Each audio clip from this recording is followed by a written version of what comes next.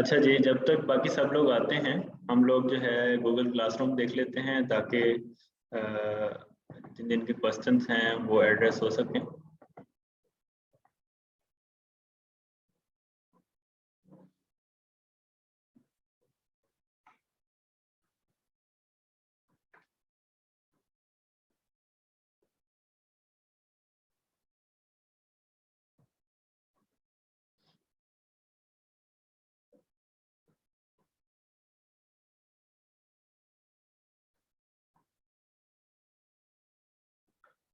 अनीसा अफजल साहबा कह रही हैं कि सर ये कुछ लिखा है, इसकी फीडबैक दे दें।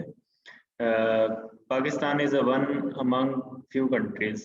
Anisa, one of the few countries होगा, वन अमंग नहीं होगा। या Pakistan is among few countries या Pakistan is one of the few countries where tourism can be easily promoted. ये गलत है। कैन इजीली भी होगा, और दूसरी चीज़ ये है कि ये कोई कैची लाइन नहीं है, ये बस आपने ऐसे ही लिख दिया है। इस इतनी सादा कैची लाइन नहीं लिखी जाती, आप थोड़ी सी मेहनत करें। उसके बाद थीसिस स्टेटमेंट आपने लिखी है, although Pakistan has many opportunities in promoting tourism like generating revenue, employment and soft power of Pakistan towards the globe, but Pakistan has some challenges in promoting tourism like inadequate infrastructure, bad governance and role of media। इसमें भी आपके कुछ fundamental issues इस तरह के हैं कि आपने जो फ्रेजेस यूज किए हैं उसके अंदर उनके साथ वर्ब्स यूज नहीं किए या उनके साथ जो है वो प्रॉपर तरीके से यूज नहीं किया। आप अभी थोड़ा सा वेट कर लें, जब आपकी चेकिंग का सेशन आएगा तो फिर मैं आपको जो है वो ज़्यादा डिटेल के साथ फीडबैक दूंगा। फिर अगला क्वेश्चन आपने आइदर के साथ पूछा है, इतना ज़्यादा अच्छा नहीं होता। वाई व्हेन ये वाले वर्ड्स यूज़ करें या विल वाले यूज़ करें। Will Pakistan be able to provide the security to the tourist. Provide security होगा, प्रोवाइड द सिक्योरिटी नहीं होगा। Will administration of Pakistan pay attention to the tourist places to generate revenue. ठीक है, बिल्कुल सादा सादा से क्वेश्चन पूछें आप। इससे पहले अगर ब्रेन स्टॉर्मिंग अच्छी कर लें तो आप क्वेश्चन अच्छे पूछ सकते हैं, लेकिन मेरे ख्याल में आपने सिर्फ इंट्रोडक्शन लिखा है, ब्रेन स्टॉर्मिंग नहीं की, जिस तरह से आपके इतनी सादगी है इस राइटिंग के अंदर।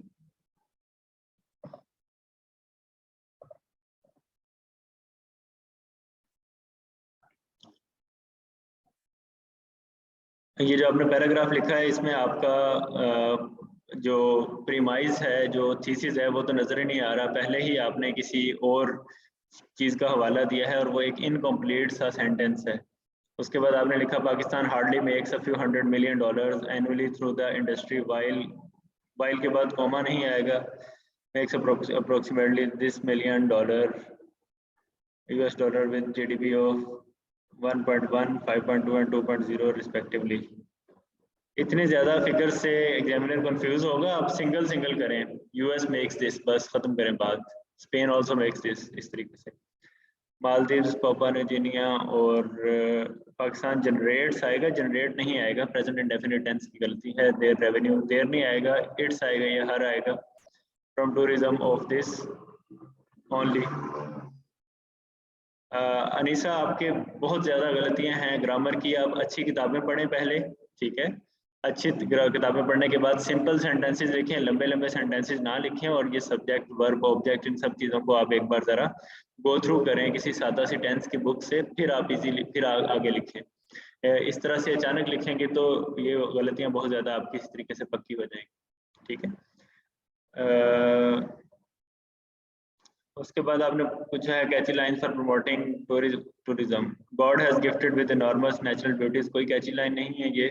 पाकिस्तान इज अमंग फ्यू, ये मैंने बता दिया, ये लाइन ग्रामेटिकली रॉन्ग है और वैसे भी कैची लाइन नहीं है।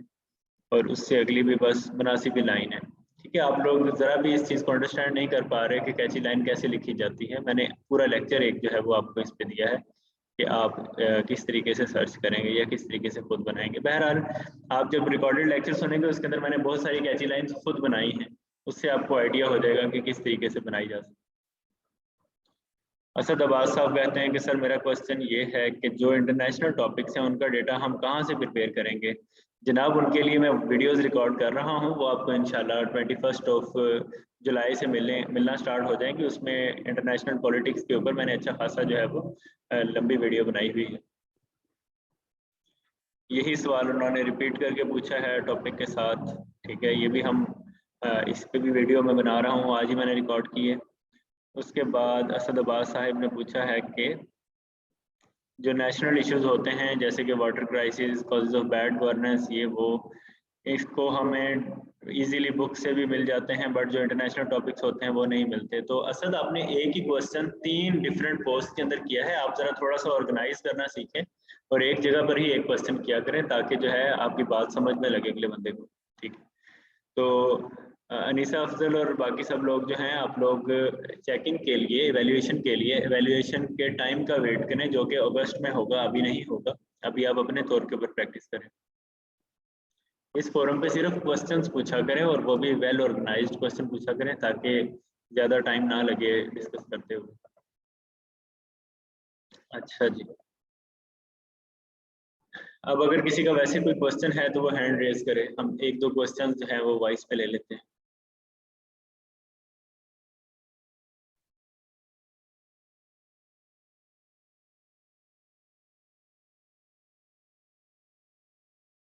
अगर कोई क्वेश्चन नहीं है तो फिर शिबा रियाज साहिबा जरा हमें बताएं कि कल हमने क्या पढ़ा था।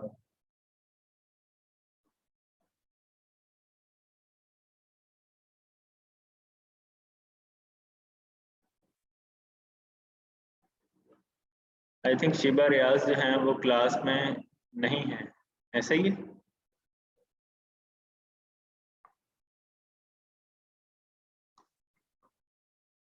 हेलो, अक्षिप चौहान साहब जरा बताएं कि कल क्या पढ़ा था हमने।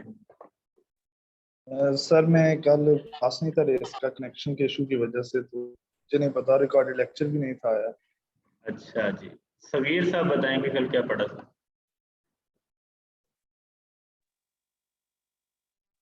वालेकुम सर। वालेकुम सलाम।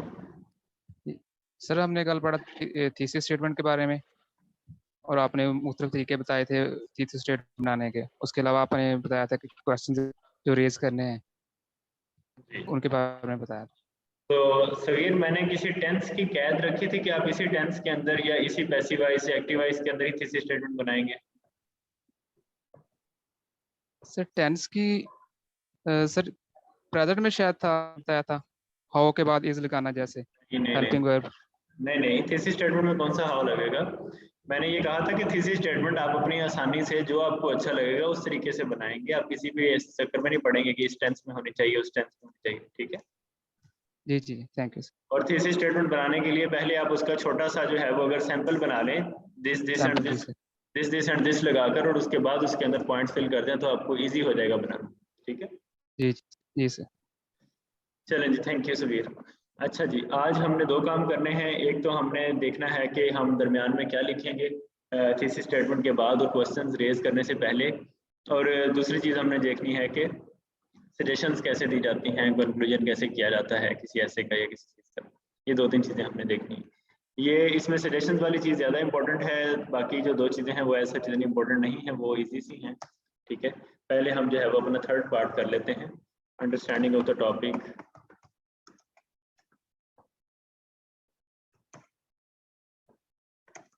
अगर तो ऐसा टॉपिक है जिसके अंदर आप बताना चाहते हैं एग्जामिनर को कि मुझे इसकी ये समझ लगी है, तो आप इस पार्ट के अंदर ये लिखेंगे।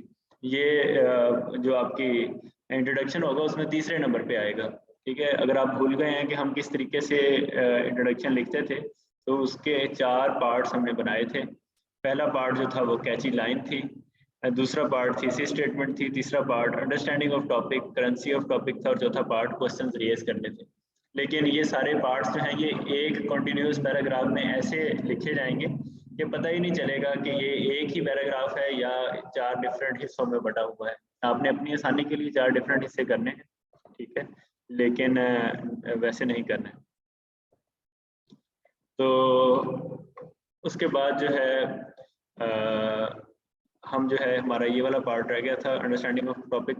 अदरवाइज हम ये बता सकते थे क्या करेंसी है, इंपॉर्टेंट क्यों है टॉपिक। ठीक है, currency of the topic, current का मतलब होता है जो इस वक्त हो रहा है, करेंसी का मतलब होता है जो इस वक्त चीज़ चल रही है, करेंसी ऑफ द टॉपिक।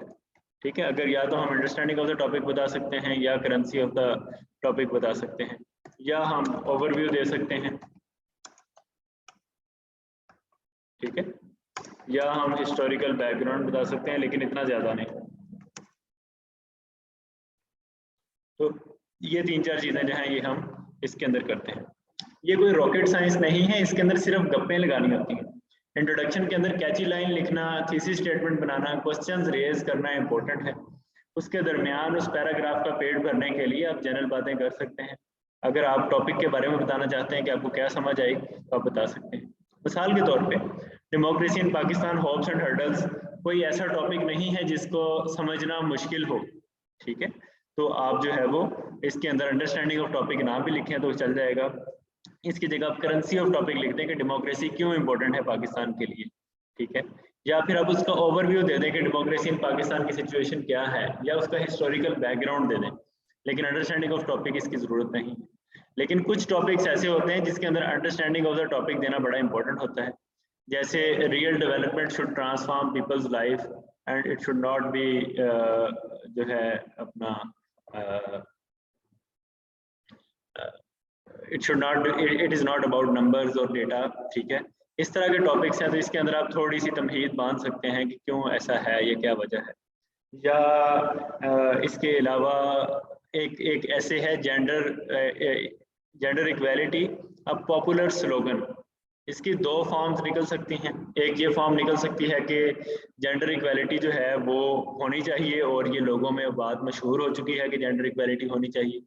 दूसरी बात थोड़ी सी और तरह से निकल सकती है कि जेंडर इक्वालिटी जो है वो सिर्फ एक स्लोगन ही है और ये जो है ये कोई इसके अंदर हकीकत नहीं है। तो इन दोनों टाइप्स के, इन दोनों चीज़ों को आपने कंस्ट्रू करना है अगर, और इसमें से एक रख कर उसका ऐसे लिखना है, तो आप फिर अपने इंट्रोडक्शन में बता देंगे कि मुझे टॉपिक की ये समझ लगी, ठीक है। कि अगर किसी एक टॉपिक के ऊपर 2 तरीकों से लिखा जा सकता हो, तो आप जिस तरीके से लिख रहे हैं, जिस फ्लो कह सकते हैं कि चीज़ों को लिख रहे हैं, वो आप बता सकते हैं। इसी तरह एक था classroom decide the future of nation. इसमें मेरा तो ये पॉइंट था कि क्लासरूम जो जो चीज़ सिखाते हैं वो नेशन बिल्डिंग के लिए क्यों इम्पोर्टेंट होती है, ये हो सकता है। लेकिन किसी ने हमारी ही क्लास में से एक पॉइंट रेज किया था कि sir classrooms decide the future of nation के अंदर हम ये भी कह सकते हैं कि क्लासरूम्स जो जो चीज़ें नहीं सिखाते उस वजह से नेशन खराब होती है, यानी उल्टी बात की थी उन्होंने, ठीक है। तो अगर आप उस तरीके से ऐसे को लेके चलना चाहें तो आप उस तरीके से ले लें, इस तरीके से करना चाहें इस तरीके से ले लें। लेकिन इस तरह के जो ऐसेज हैं उनके इंट्रोडक्शन के अंदर अंडरस्टैंडिंग ऑफ द टॉपिक की जगह पर आप ये लिख सकते हैं कि जनाब मुझे ये समझ लगी है और मैं इस तरीके से अपने फ्लो ऑफ डिस्कशन को लेके चलूंगा या चलूंगी। लेकिन उसमें मैं का वर्ड यूज नहीं करना, उसमें आपने जनरल बात करनी है कि इसका ये मतलब होता है, ठीक है। करेंसी ऑफ द टॉपिक जो है वो टॉपिक क्यों इंपॉर्टेंट है, ये हो सकता है ओवरव्यू ऑफ द टॉपिक या बैकग्राउंड, हिस्टोरिकल बैकग्राउंड। तो मैं democracy in Pakistan hopes and hurdles के लिए चूज करूंगा overview of the topic. Overview इसलिए या हिस्टोरिकल बैकग्राउंड क्योंकि ये एक सादा सा टॉपिक है, इसके अंदर ज़रूरत नहीं है बताने की कि ये करंटली क्यों इंपॉर्टेंट है या इसकी अंडरस्टैंडिंग क्या है, मुझे क्या समझ लगी, इसलिए मैं ओवरव्यू के ऊपर लेके चलूंगा, ठीक है। तो मैं ये कह सकता हूँ कि द डेमोक्रेसी, इसके अंदर सिर्फ गप्पें लगानी होती हैं, जो आपके मुंह में आए लिखते जाना होता है इसके अंदर। The democracy in Pakistan has not yet taken its roots since the inception of the country in 1947, ठीक है। The democratic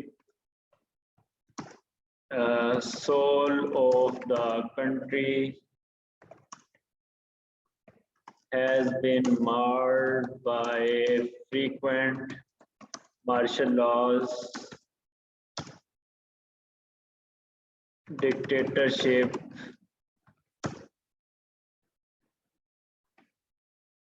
and non-democratic processes by our own people, ठीक हो गया। This may be because of the social structure of our country or due to the lack of local governments,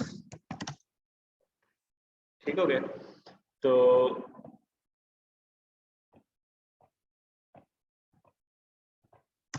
Pakistan has faced many attempts to that were aimed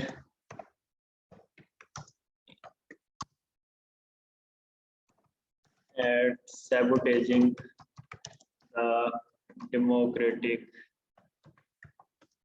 process.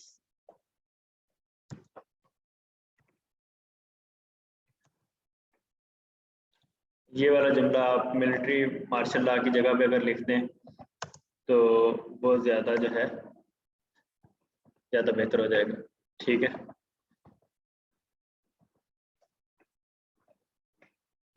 also the country has been going through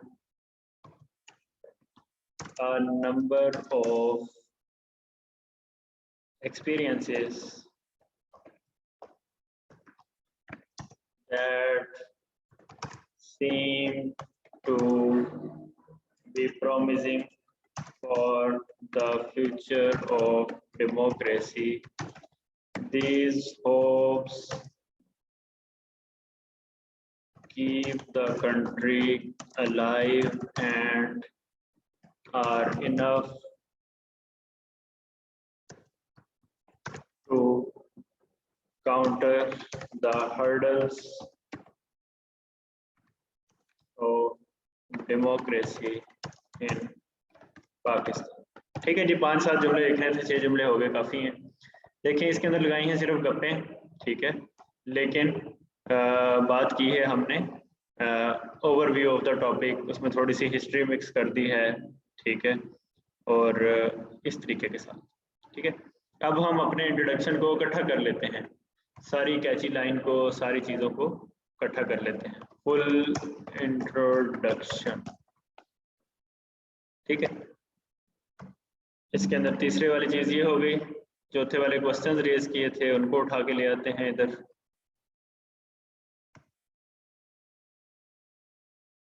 questions raise कर दिए, उसके बाद अगर हम thesis statement जो हमने बनाई थी,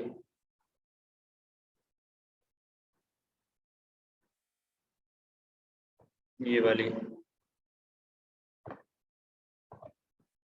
ये उठा के ले जाते हैं,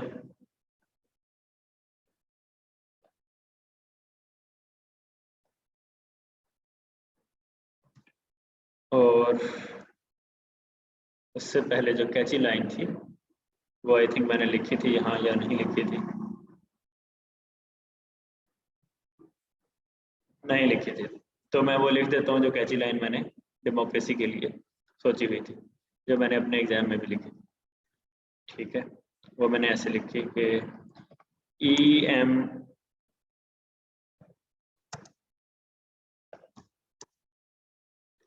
Foster, a renowned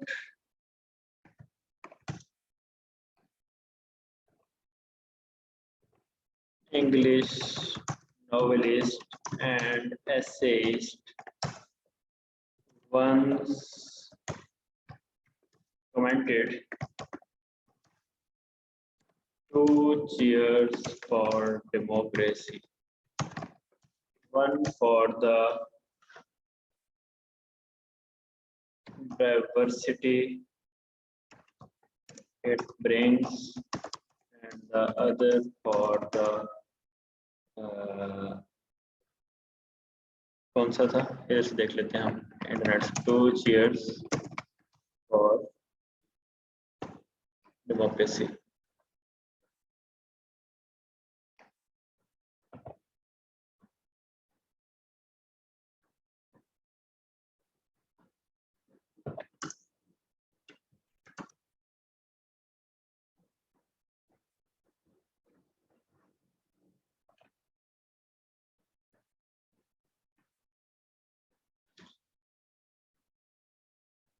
One, because it admits variety, and two, because it permits criticism. One, because it admits diverse variety, and 2 because it admits it allows criticism.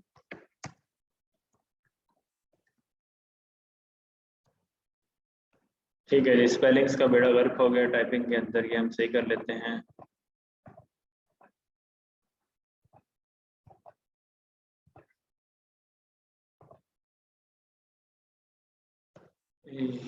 ये देखिए, इस फॉर्म के अंदर आपका इंट्रोडक्शन होगा, ठीक है। 1 कॉन्टिन्यूस पैराग्राफ जिसमें कोई चीज़ बोल्ड नहीं होगी, कोई चीज़ इटैलिक नहीं होगी, फिर भी आपका एग्जामिनर जो है एक बार जब पढ़ेगा तो वो ये सोचेगा ज़रूर कि इसने इतना अच्छा इंट्रोडक्शन कैसे लिख लिया। हालांकि उसे पता ही नहीं होगा कि आपने तो इकट्ठा लिखा ही नहीं था, आपने 4 हिस्सों में लिखा था, ठीक है। लेकिन इसके बावजूद जो है वो आपका इंट्रोडक्शन जो है वो इकट्ठा होगा। अब कोई आप में से क्लासमेट जो है ज़रा मुझे पढ़ के सुना दे कि ये क्या लिखा है, हैंड रेज करें।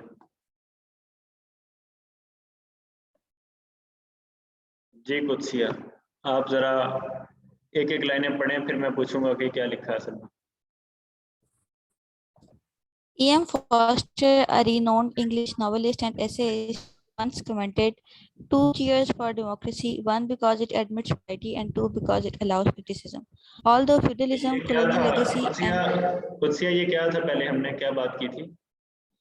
सर ये कैची लाइन थी, कैची लाइन है, लेकिन ये किसी कोटेशन से ली है, कोटेशन अच्छी है तो हमने जो है वो उसको कैची लाइन बना दिया है। इसका लिटरेचर से ऐसे लिंक है कि E.M. फोस्टर का नॉवल जो है अ पैसेज टू इंडिया, ये MA इंग्लिश के कोर्स में पढ़ाया जाता है यहाँ पर, ठीक है। तो उस टीचर ने जो आपका पेपर चेक करेगा वो थोड़ा सा अंडरस्टैंड कर जाएगा कि इस बंदे की रीडिंग है। सही। आगे, Although feudalism, colonial legacy, and weak institutions provide hurdles in the way of democracy, yet its amendment and awareness in the public through social media provide a hope in Pakistan that democracy will thrive. जी ये क्या चीज थी? Sir ये थी statement. इस statement का पहले वाले जुमले से कोई फर्क नजर आ रहा है आपको? सर थोड़ा सा ट्रांजिशन में लग रहा है कि मतलब एकदम उस बात पे आ गए। यही चीज बताती है कि ये आपकी थीसिस स्टेटमेंट है जिसके अंदर पूरी बात की हुई नजर आती हो, ठीक है। उसके बाद आगे, Democracy in Pakistan has not yet taken its roots since the inception of the country in 1847. The democratic soul of the country has been marred by frequent martial laws, dictatorship, and non-democratic processes by our own people. आगे Pakistan has faced many attempts that were aimed at sabotaging the democratic process. This may be because of the social structure of our country or due to the lack of local governments. Also, the country has been going through a number of experiences that seem to be promising for the future of democracy. These hopes keep the country alive and are enough to counter the hurdles of democracy in Pakistan. जी यहाँ तक खत्म हो गई आपकी गपशप, ठीक है जी sir, ये ऐसी ये गपशप ओवरव्यू है होगा सर। जिसका ऐसा कोई मतलब नहीं है, लेकिन आपने ओवरव्यू दिया है थोड़ा सा। How is feudalism hindered democracy in Pakistan? What is the main role played by effective local governments to clear the way for democracy in Pakistan? How has the 18th Amendment helped to boost a democratic system in Pakistan? अच्छा कुत्सिया, अगर मैं ये चाहता ना कि मैं बहुत ज़्यादा आप लोगों को इम्प्रेस करूं तो मैं शाम को बैठ के पूरा इंट्रोडक्शन लिख लेता, उसके अंदर बहुत ज़्यादा फैंसी वर्ड्स लिखता, उसके अंदर बहुत ज़्यादा जो है वो आपको एलोरिंग वर्ड्स लिखता, एल्योर करता, और आप लोग कहते वाह वाह क्या खूबसूरत वर्ड्स यूज़ किए हैं, क्या शानदार पोइटिक लैंग्वेज यूज़ की है। लेकिन मुझे इतना पता है कि जब आप लोग पेपर में बैठेंगे तो आपके पास ये टाइम नहीं होगा जो एक फारग बंदे के पास बैठकर इंट्रोडक्शन क्राफ्ट करने का है, ठीक है। तो आपका इंट्रोडक्शन कमोबेश इसी किस्म का बनेगा, कोई बहुत ज़्यादा हाईफाई नहीं बनेगा। जो आपके मैगजीन्स के अंदर, अखबारों के अंदर इंट्रोडक्शंस बहुत अच्छे बनते हैं, वो इसलिए होते हैं कि उन्होंने 3-4 बार उसको बाद में पढ़ा होता है, उस पर टाइम लगाया होता है 4-5 घंटे, ठीक है। तो वो चीज़ अच्छी बन जाती है, ठीक है। तो आपने जो है वो इस चीज़ से परेशान नहीं होना कि इंट्रोडक्शन के अंदर जो है वो कोई फैंसी चीज़ें यूज़ करनी है या क्या करना है, सिर्फ आपने सिंपल इन चीज़ों का करना है। कैची लाइंस जो है वो आप अगर उन एसेज की समझ लेते हैं जो एसेज वाकई आने वाले हैं या जिस तरह के एसेज आते हैं, तो आप इजीली कैची लाइंस उस तरह की लिख सकेंगे, जैसे बेस्ट ऑफ टाइम वाली थी, ठीक है। तो इस तरह से अगर आप अंडरस्टैंड कर जाते हैं, ठीक है। तो ये एक कह सकते हैं कि स्टैंडर्ड इंट्रोडक्शन है, जिसके अंदर कोई चीज़ बोल्ड नहीं की, कहीं नहीं बताया कि कहाँ थीसिस स्टेटमेंट है, कहीं नहीं बताया कि कहाँ पे जो है वो आपकी क्वेश्चन रेज कर रहे हैं, बस हमने सीधी सीधी बात कर दी। ये भी नहीं बताया कि यहाँ मैं क्वेश्चन रेज करने जा रहा हूँ, ये जा रही, ठीक है। अभी हम क्वेश्चन लेते हैं। अरीशा असगर का भी क्वेश्चन है।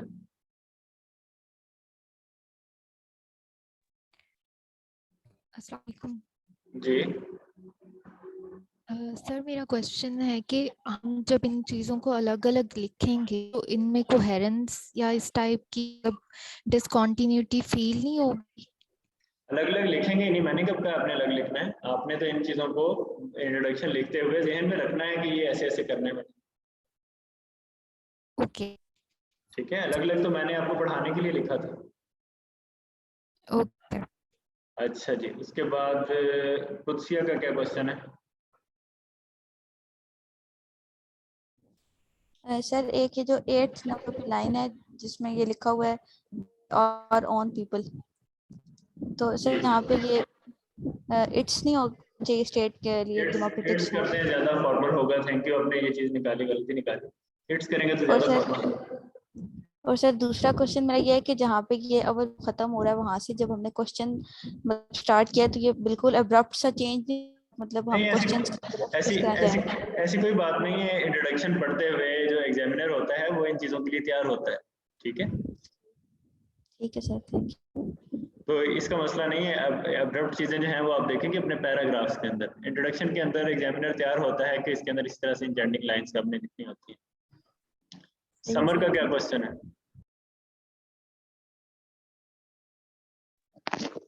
अस्सलाम वालेकुम सर। जी समर, आपकी आवाज़ बहुत कम आ रही है। सर अस्सलाम वालेकुम। वालेकुम सलाम, अब ठीक हुई। सर मैंने ना ये पैराग्राफ रीड किया था, बस इसलिए हैंड रेज किया था।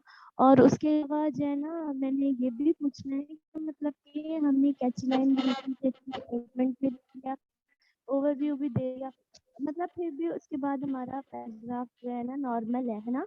तो जब हम 2000 या फिर 3000 ऐसे लिखेंगे उसमें हमारे पास और भी बहुत सी चीजें होंगी। बिल्कुल ऐसे ही है। Okay sir, thank you. ये नॉर्मल पैराग्राफ नहीं है, ये निस्बतन थोड़ा सा बड़ा पैराग्राफ है। इसके मैंने नंबर ऑफ वर्ड्स चेक किए हैं, ये 213 वर्ड्स बन रहे हैं। 213 जो नॉर्मल पैराग्राफ होता है उसके 120 से लेकर 180 वर्ड्स तक के नंबर ऑफ वर्ड्स होते हैं। तो ये कह सकते हैं कि एक पूरे पेज पे आ जाएगा या 1.5 पेज पे चला जाएगा आराम से। Okay sir, thank you. अच्छा जी, अभी शिबा रियाज का क्या क्वेश्चन है?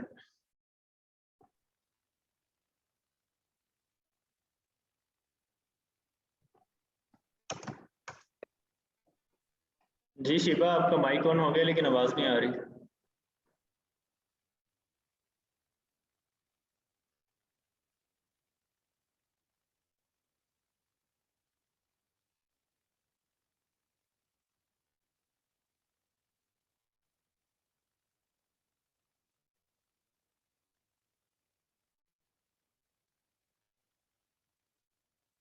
अच्छा जी, शिबा आई थिंक इंटरेस्टेड नहीं है कोई सवाल पूछने में। चलें जी, हम अब आगे चलते हैं। हम अब कंक्लूजन पे बात कर लेते हैं, which is very simple and very clear thing, ठीक है। कंक्लूजन राइटिंग,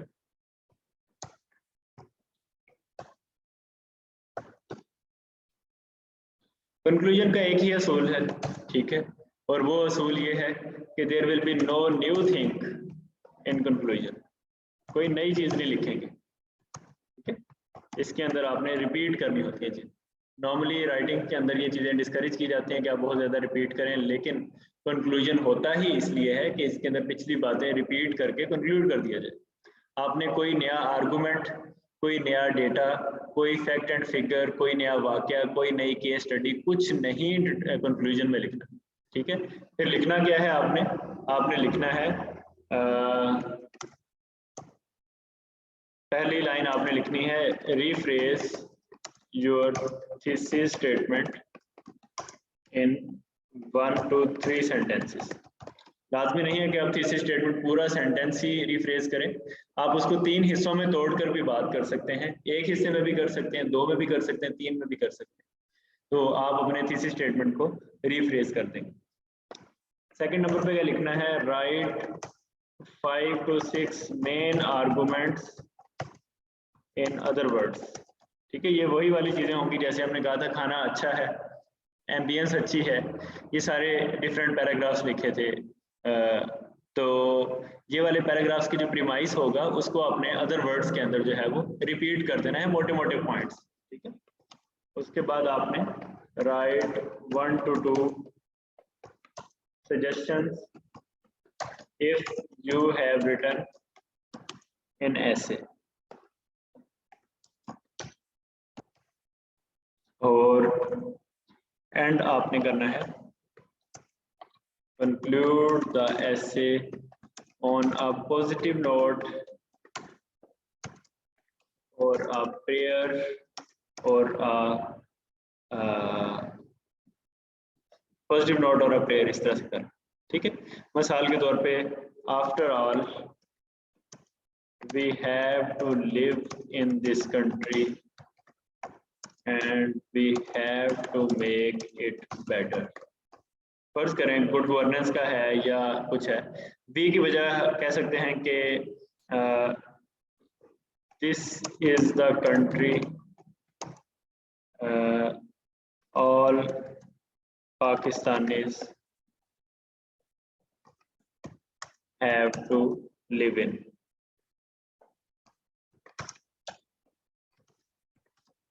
या आप कर सकते हैं आफ्टर ऑल फायर और ice this is the only space for Pakistanis,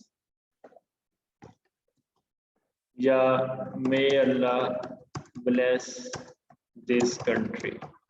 ठीक है, ये सादा सादा सी चीजें जो हैं ये आपने एंड पे करनी होती हैं। एंड पे कोई कॉम्प्लेक्स चीज लिखकर आपने नहीं जाना, आपने जो है वो इसी तरीके के साथ जो है वो रहना है।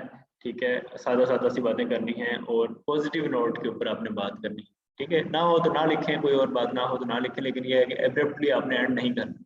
ठीक है, तो प्रे कर सकते हैं आप, जो है वो पॉजिटिव नोट लिख सकते हैं, इस तरीके के साथ आप जो है वो चीजें कर सकते हैं। तो कंक्लूजन लिखना सबसे ज्यादा आसान, थीसिस स्टेटमेंट को 1 से 3 सेंटेंसेस में रिपीट कर देना है। 5 to 6 मेन आर्गुमेंट्स को अदर वर्ड्स में लिखना है। 1 to 2 सजेशंस लिखनी है अगर आपने पीछे लिखी है तब, अदरवाइज नहीं, और कंक्लूड कर देना है, कोई नई चीज नहीं लिखनी इसके अंदर। ठीक है, तो this is the art of writing conclusion. ये कोई इतनी ज्यादा रॉकेट साइंस नहीं थी। सजेशन राइटिंग जो है ये एक इम्पोर्टेंट चीज है। जिस ऐसे के अंदर तो पूछा होगा सजेशंस दें, वो तो तकरीबन आधा ऐसे जो है वो सजेशन के ऊपर ही चलेगा। जिस ऐसे के अंदर पूछा नहीं है सजेशंस दें, उसमें आप 1 to 2 सजेशंस दे सकते हैं, 1 to 2 पैराग्राफ्स लिख सकते हैं। ठीक है, सजेशंस देना बहुत ज़्यादा आसान होता है, लेकिन इसको प्रूव करना, इसके ऊपर जो है वो कायम रहना, इसका तरीकाकार बताना बहुत ज़्यादा मुश्किल होता है। ठीक है, तो उसके लिए हम जो है वो एक छोटी सी थॉट एक्सपेरिमेंट करेंगे आप लोगों के साथ। जो लोग इंटरेस्टेड हैं वो ज़रा हैंड रेज करें, फिर हम देखेंगे कि एक सादा आदमी की इंट्रोडक्शन सजेशन कैसी होती है और एक विनिंग सजेशन कैसी होती है। ठीक है, कोई हैंड रेज करे आप में से।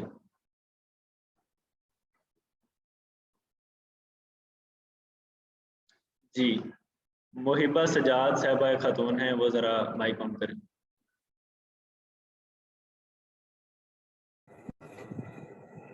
अस्सलाम वालेकुम सर। वालेकुम अस्सलाम। मुहिबा, आप ने देखा होगा कि हमारे लोग जो हैं वो सजेशन देने में बहुत ज़्यादा आगे आगे होते हैं। ठीक है, किसी भी मसले की पे उनके पास हल होता है। ठीक है, जी तो हम ये देखेंगे कि अच्छी सजेशन और बुरी सजेशन में क्या फ़र्क है। उसके लिए आप ज़रा थोड़ी देर के लिए सपोज करें कि आप अपने एनवायरमेंटल डिपार्टमेंट से जो है जाती हैं एसएससी में। ठीक है, वहाँ जो जनरल स्टोर है उसके अंदर जाती हैं आप, तो उधर जाकर आप फ़र्ज़ करें कोई चीज़ लेती हैं, फ़र्ज़ करें हैंड फ्री लेती हैं, और उससे पूछती हैं कि ये कितने की है। ठीक है, तो जो आपका सामने वाला होगा, शॉपकीपर होगा, वो कितना पढ़ा लिखा होगा, जरा ये मुझे गैस करके बताएं।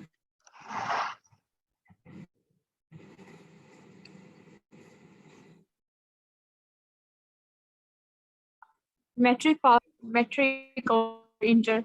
मैट्रिक होगा, इंटर होगा या अंडर मैट्रिक होगा, यानी कि उसने 16-17 साल पढ़ा होगा, उससे ज़्यादा नहीं पढ़ा होगा अगर पढ़ा हुआ तो, नहीं तो वो चौथी पांचवी में भी छोड़ के जा सकता है और अपना काम कर सकता है। सही है?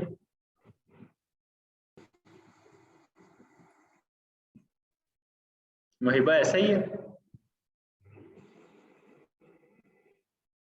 जी सर, ज़्यादा से ज़्यादा मैट्रिक पास होगा, अच्छा उससे भी कम भी हो सकता है। अच्छा, अगर आप उसे ये कहें कि जनाब आप जो है इतनी महंगी हैंड्स फ्री क्यों दे रहे हैं, ठीक है, ये तो कल मैंने पूछा था 100 रुपए की थी, आज आप कह रहे हैं कि 150 की है, ठीक है, तो वो आगे से क्या कहेगा?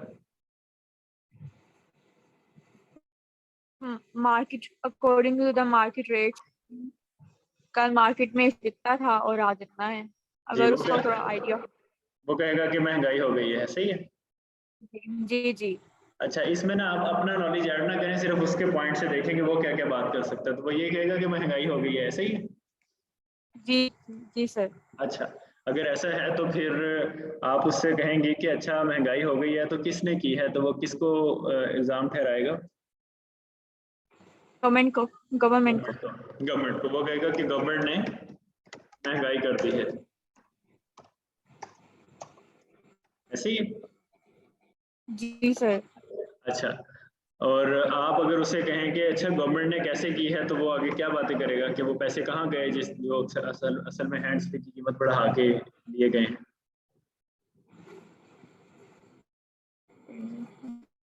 वो जो आम पाकिस्तानी जो आम पाकिस्तानी के जवाब होते हैं देने के लिए, मतलब हुकूमत ने खा लिए या करप्शन हुई है। करप्शन। ठीक ठीक है। वहीं पर अगर आप लड़की की बजाय लड़के होते तो वो शायद आपको 2-3 गालियां भी गवर्नमेंट को निकाल देता है कि उसने ऐसा किया है, ठीक है, आपको जरा तहजीब के साथ कह देगा कि गवर्नमेंट ने करप्शन की है, हराम खाते हैं, ये है वो है। ऐसा ही है? अच्छा, अगर आप उसे कहेंगे अच्छा जनाब अगर आपको हम गवर्नमेंट बना दें और आपको प्राइम मिनिस्टर बना दें तो आप किस तरीके के साथ इस मुल्क का निज़ाम बेहतर करेंगे, फर्ज करें आप उन्हें कहते हैं, तो आप उसके ज़रा मेंटल लेवल पे रहते हुए ये बताएं कि क्या क्या वो मशवरे दे सकता है गवर्नमेंट का निज़ाम बेहतर करने के लिए। बाकी लोग भी ज़रा चैट में बताएं और महिबा ज़रा हमें यहाँ बताएं।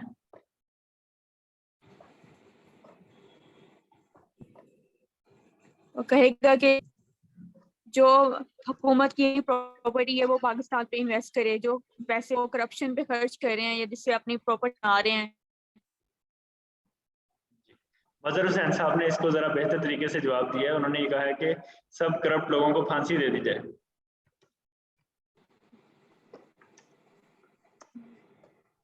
तो वो इसी तरीके से बात करेगा ना? लोगों को जेल में डाल दिया जाए और जो बेहतर लोग हैं जेल में डाल दिया जाए, लूटी हुई दौलत जो है उससे मुल्क के अंदर जो है वो लूटी हुई दौलत वापस लाई जाए। और क्या कहेगा वो?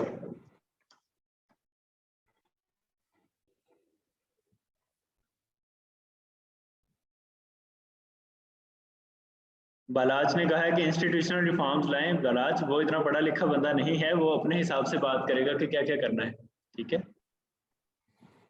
फिर वो कहेगा कि पॉलिटिशियंस की प्रॉपर्टी सेल कर दें और उससे मुल्क का कर्जा उतार दें, ठीक है, ये हमें असद ने दिया है। पॉलिटिशियंस की प्रॉपर्टी सेल कर दें।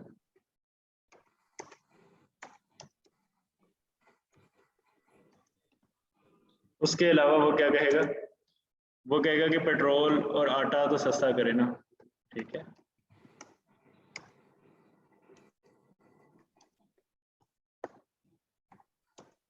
उसके अलावा महिबा क्या कहेगा? आप जरा सोचें कि उसके मेंटल लेवल पे क्या क्या बातें आ सकती हैं।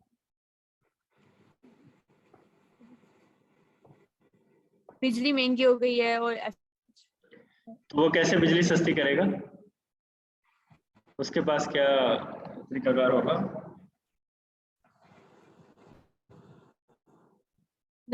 उसके मेंटल लेवल पे रह के अगर मैं सोचूं तो वो उसका से ये रिस्पॉन्स भी आ सकता है।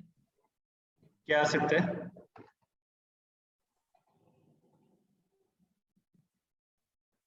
मतलब वो उसे अब कहते हैं कि वो प्राइम मिनिस्टर है तो वो कैसे चेंज करेगा, उसके पास क्या क्या सोल्यूशन है, जरा ये सोचें।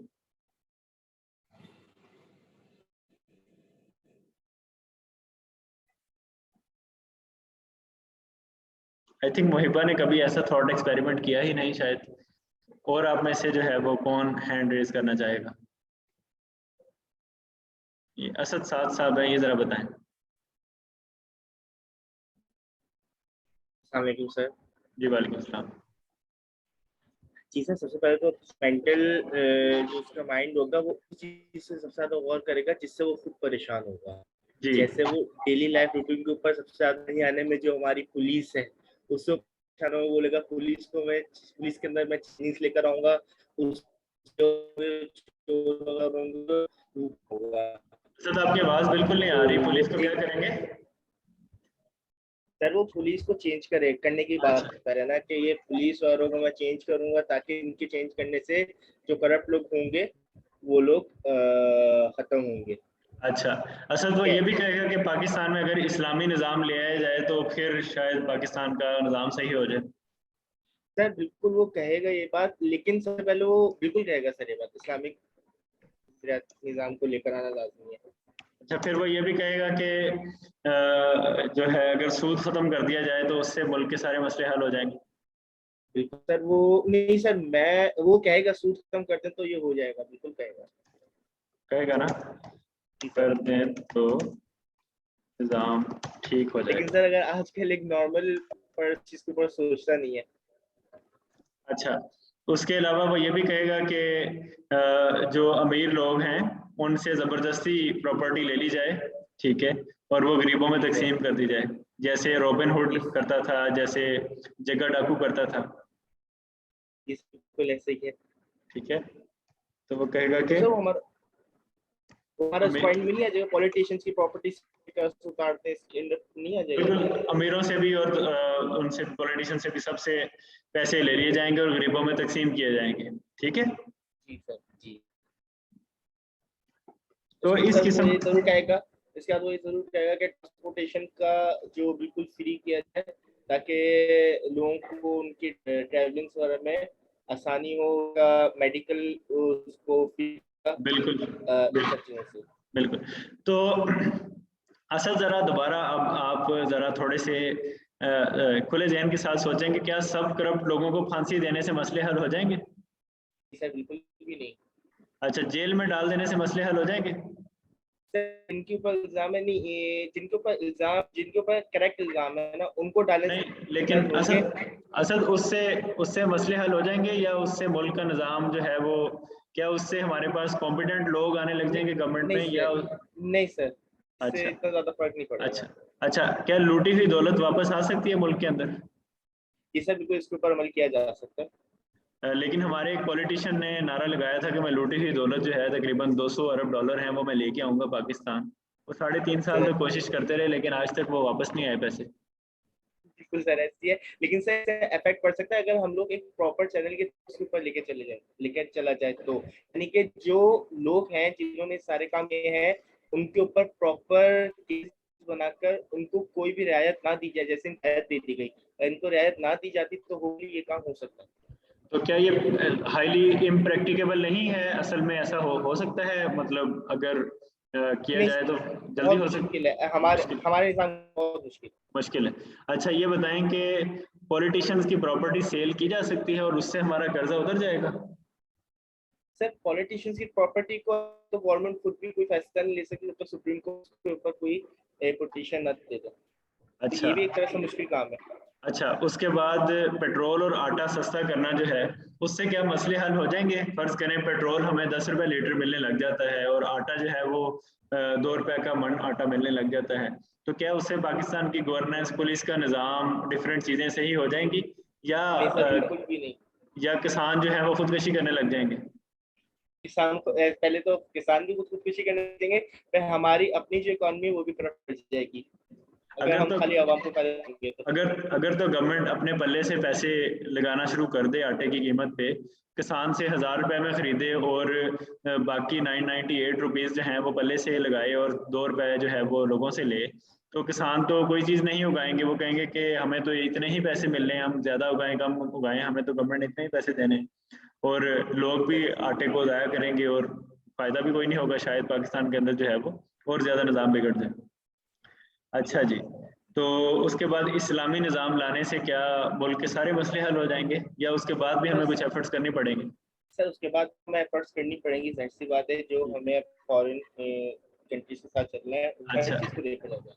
अच्छा, क्या सूद खत्म होने से निज़ाम ठीक हो जाएगा अगर पाकिस्तान सारे दुनिया को कहे कि हमारे यहाँ तो सूदी निज़ाम नहीं है? ठीक है, अभी जो पाकिस्तान की IMF ने किस्त रोकी हुई है कर्जे की, तो उससे पाकिस्तान की क्या हालत है और किस तरह से पाकिस्तान जो है वो तरले कर रहा है कि मुझे मेरा कर्जा मुझे दे दो, मैं सूद दे दूंगा तुम्हें। तो अगर पाकिस्तान ये कहे कि तुमने ऑलरेडी भी जो कर्जे दिए हैं ना तो मैंने उसका सूद देना है ना अब वाला देना है, तो क्या उससे गुजारा हो जाएगा पाकिस्तान का? नहीं सर, कोई भी गुजारा नहीं है। अच्छा, तो क्या अमीरों से दौलत ऐसे ही लूटी जा सकती है कि तुम्हारे पास ज्यादा दौलत है तो लाओ इधर जरा गरीबों में तकसीम करते हैं? नहीं सर, बिल्कुल ऐसे तो बिल्कुल भी लूटी जा सकती है। अच्छा, तो असद आपने देखा कि एक बंदा जो अंडर मैट्रिक है या मैट्रिक पास है, उसकी जो सजेशंस होंगी वो इस किस्म की ही होंगी, इससे ज़्यादा कोई रिफाइंड नहीं होंगी। अगर आपको यकीन ना आए तो आप ज़रा कल जाकर अपने मोहल्ले के किसी दुकानदार के साथ गप लगा लीजिएगा, ठीक है? तो इस तरह की सजेशंस जो लाइन में होती हैं जिसके अंदर कोई तरीकाकार नहीं बताया होता है कि जनाब ऐसे होगा तो मैं फिर ऐसे करूँगा, वैसे होगा तो मैं वैसे करूँगा, वगैरह वगैरह वगैरह, ठीक है? तो ये ऐसे बिल्कुल भी जो है ये चीज़ें लाइन में नहीं आ सकती। अब मुझे कोई और क्लासमेट हैंड रेज करे और हम एक और शख्स की सजेशन सुनते हैं, ठीक है? जो कि हम बताते हैं कि कौन होगा। आप में से जो इंटरेस्टेड है वो ज़रा हैंड रेज करें। मजहर हुसैन साहब का है। मजहर साहब बड़ी ज़बरदस्त किस्म की सजेशन लाते हैं, उनके साथ गप लगाते हैं। जी मजहर, मैंने आपको अनम्यूट कर दिया है। अस्सलाम वालेकुम सर। वालेकुम सलाम। मजहर, आप कहाँ से पढ़े हैं? सर मैं राजनपुर से हूँ, इधर गवर्नमेंट हाई स्कूल से पढ़ा हूँ। नहीं, यूनिवर्सिटी कौन सी थी आप? कॉलेज यूनिवर्सिटी क्या केमिस्ट्री में सर। किसमें? एमफिल केमिस्ट्री किया है सर, बहुत दिन से यूनिवर्सिटी से मुल्तान। BZU से किया है। तो मजहर ये बताएं कि आपके जो BZU के टीचर थे एमफिल के, वो क्या PhD पास थे या वो MA पास थे? क्या उनकी क्वालिफिकेशन थी? सर पोस्ट डॉक किया था उन्होंने चाइना से। ओए होए, पोस्ट डॉक करके आए थे? जी जी, तो उनमें से किसी का आपको नाम याद है? जी सर, डॉक्टर खालिद साहब। डॉक्टर खालिद साहब, ठीक है। डॉक्टर खालिद, चलिए हम डॉक्टर खालिद का नाम नहीं लिखते, हम उनकी जगह डॉक्टर रहीम कर लेते हैं। ऐसे ना हो कि डॉक्टर खालिद हमसे नाराज हो जाएं, ठीक है? तो जी सर, फर्ज करें डॉक्टर रहीम साहब हैं, उनके ऑफिस में आप जाते हैं और उनसे ऐसे गप लगाते हैं। यूनिवर्सिटी में अक्सर स्टूडेंट्स हैं वो घुस जाते होते हैं किसी ना किसी डॉक्टर के कमरे में और ऐसे ही उनको थोड़ा सा जो है वो उनकी TC भी करते हैं और वो भी उनके गपशप लगाते हैं, ठीक है? तो उनसे अगर आप पूछेंगे सर ये हमारी यूनिवर्सिटी जो है BZU मुल्तान, इतना बड़ा कैंपस है इसका, इतनी खूबसूरत यूनिवर्सिटी है, इतने ज़्यादा रिसोर्सेज हैं, तो हमारी यूनिवर्सिटी जो है वो MIT का मुकाबला क्यों नहीं कर रही, या हमारी यूनिवर्सिटी ऑक्सफोर्ड यूनिवर्सिटी के बराबर क्यों नहीं है, ठीक है? अगर आप ये वाली चीज़ पूछते हैं अपने डॉक्टर XYZ से, तो डॉक्टर साहब का किस तरह का जवाब होगा? वो क्या कहेंगे, क्या क्या चीज़ें यहाँ करवाई जाए?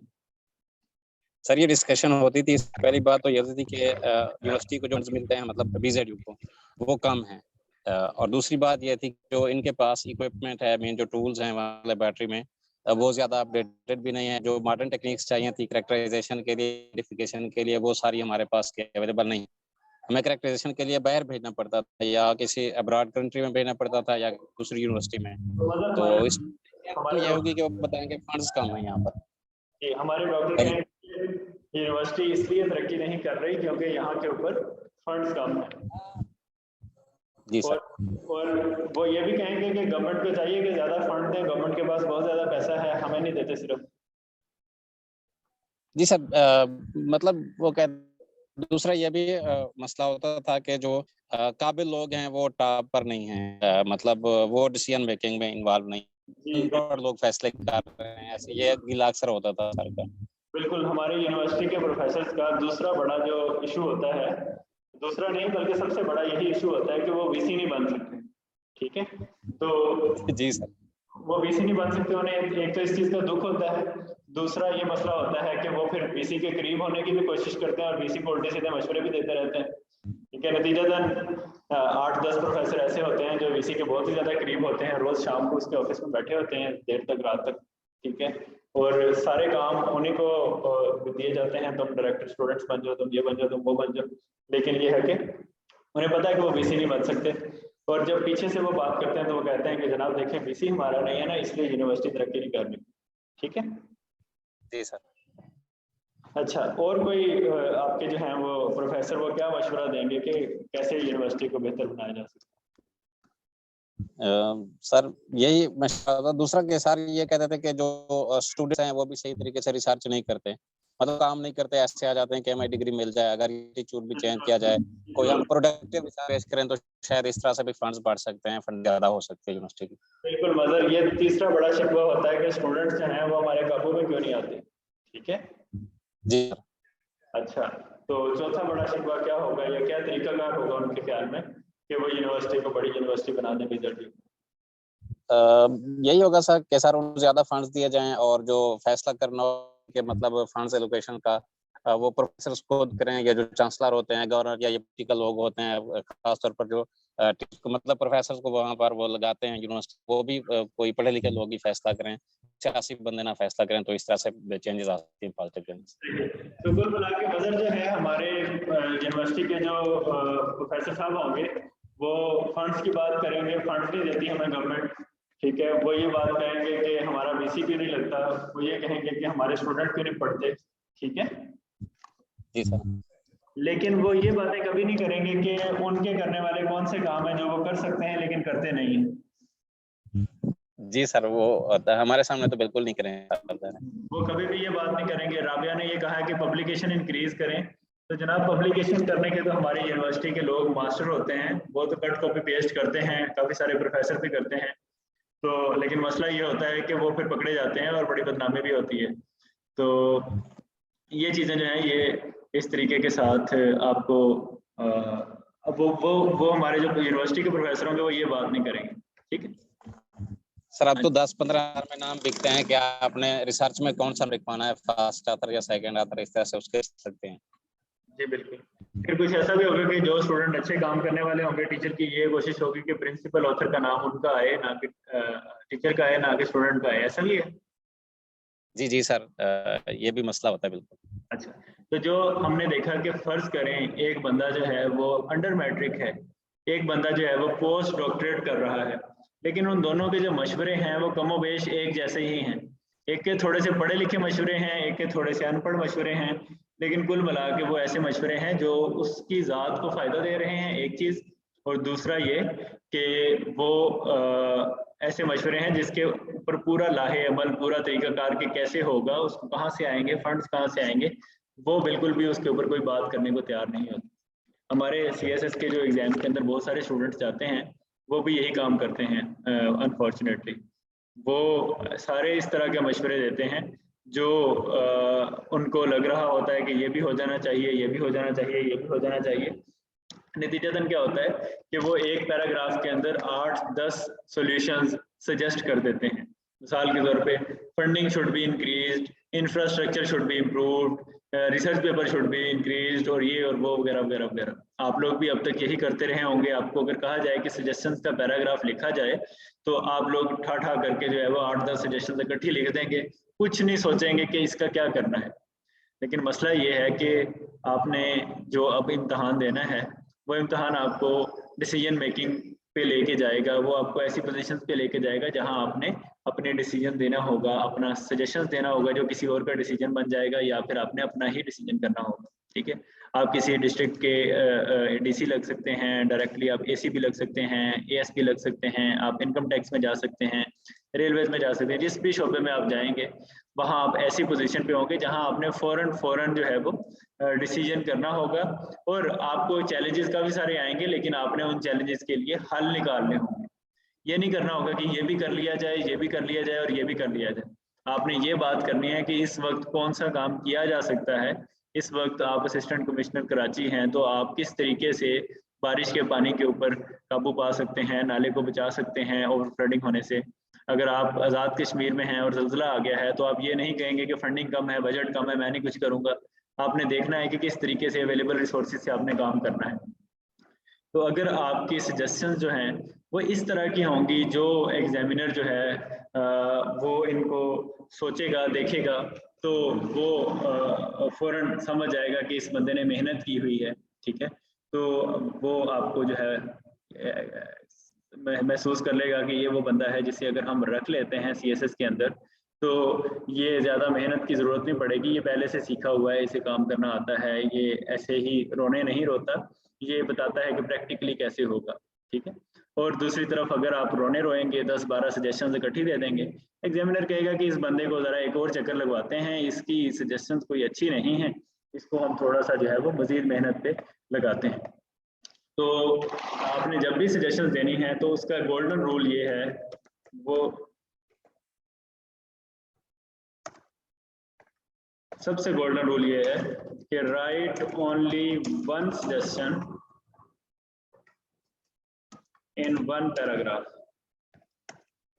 एक पैराग्राफ में सिर्फ एक सजेशन लिखनी है, आपने पूरी तकरीर नहीं करनी, ये कर लो ये कर लो ये कर लो, लिस्ट नहीं लगानी, आपने एक सजेशन लिखनी। और वो कैसे लिखनी है उसका भी मैं तरीकाकार आपको बता देता हूँ। Right the suggestion as first sentence,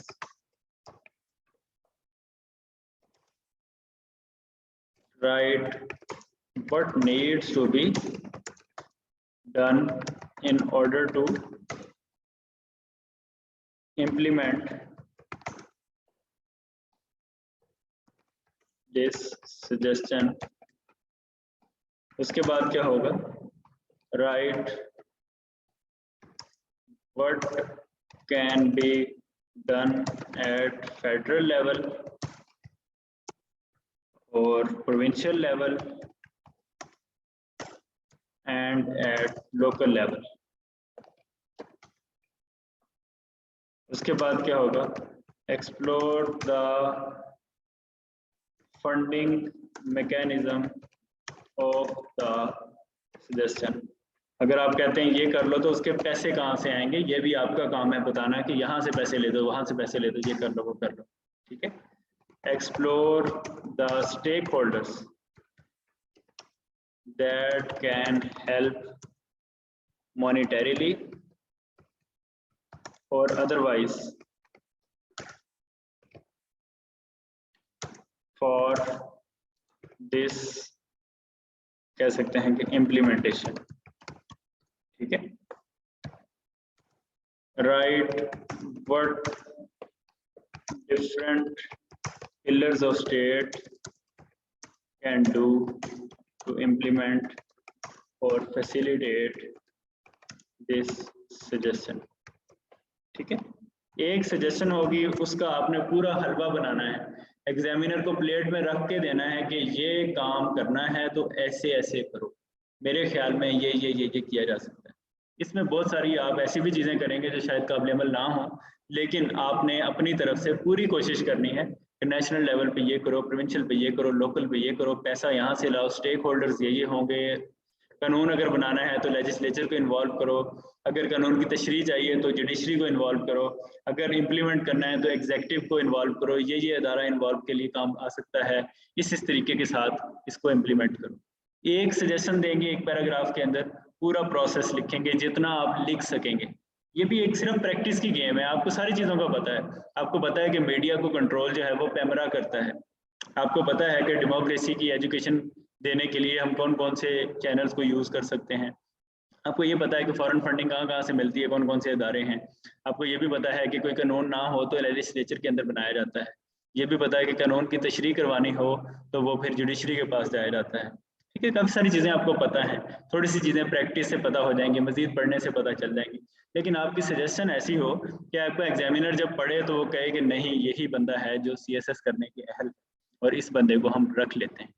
इसका एक सैंपल कैसे होगा उस पर मैं कल आपको लिख के दिखाऊंगा, सजेशन जो है वो कैसे लिखी जाती है, आपके सामने ब्रांड सजेशन बैठ के बनाऊंगा, ठीक है। और उसके अंदर कोई ऐसी चीज़ नहीं होगी जो एक्स्ट्रॉर्डिनरी होगी, सारी चीज़ें इसी मेथड को सामने रख के मैं बनाने की कोशिश करूँगा, ठीक है।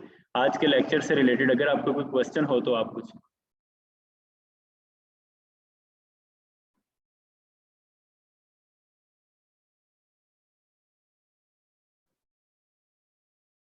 हैंड रेज करें।